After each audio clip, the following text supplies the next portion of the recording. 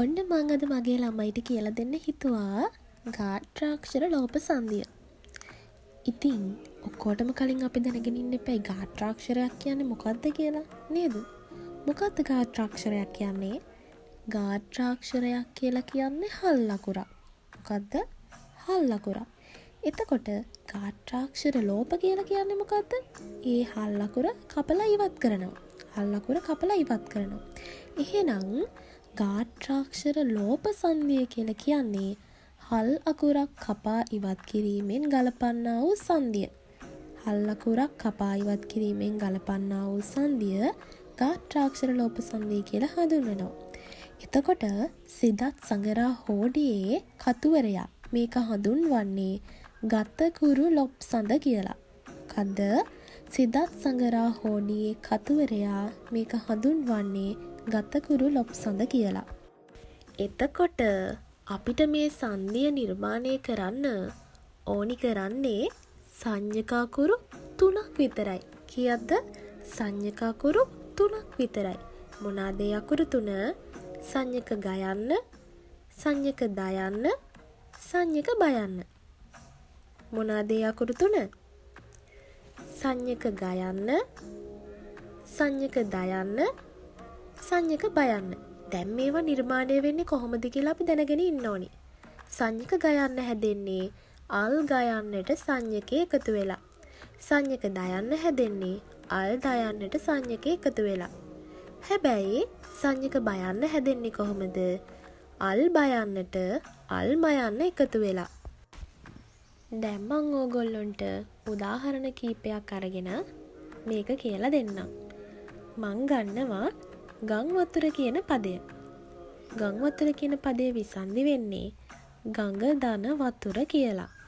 ඔයාලට පේනව නේද? පළවෙනි පදයේ අග සංඥක අකුරක් තියෙනවා. මේකේ නම් තියෙන්නේ සංඥක ගයන්න. එතකොට මේ සංඥකය ඉතුරු කරලා ගාත්‍රාක්ෂරය ලොප් කරන්න ඕන. ඊට පස්සේ මොකද කරන්නේ? අනුස්වාරයෙන් භාගයක් තියෙනවනේ. අන්නේ භාගේ සම්පූර්ණ අනුස්වාරයක් බවට පත් කරන්න ඕනි. එතකොට අපිට පුළුවන් ගං වතුර කියන පදය නිර්මාණය කරගන්න.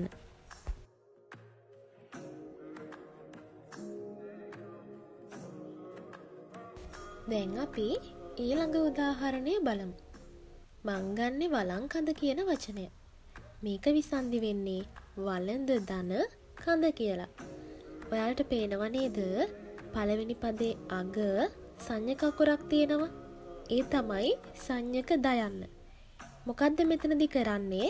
සංඥක ඉතුරු කරලා ගාත්‍රාක්ෂරය ලොප් කරනවා.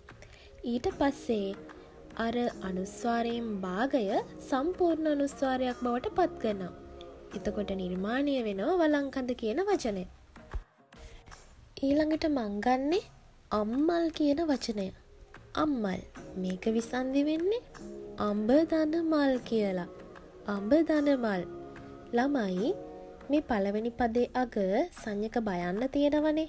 ඒක විසන්ධි කරගන්නේ අල් බයන්න දන අල් මයන්න කියලා. ඉතින් මෙතනදි කපන්නේ අල් බයන්න. ඊට පස්සේ අයන්නට අල් මයන්න එකතු කරලා අම්මල් කියන පදේ නිර්මාණය කරගන්නවා. දැන් මං ගත්තේ සුළං පහර කියන වචනය. මේක විසන්ධි වෙන්නේ සුළඟ දන පහර කියලා. සුළඟ දන පහර.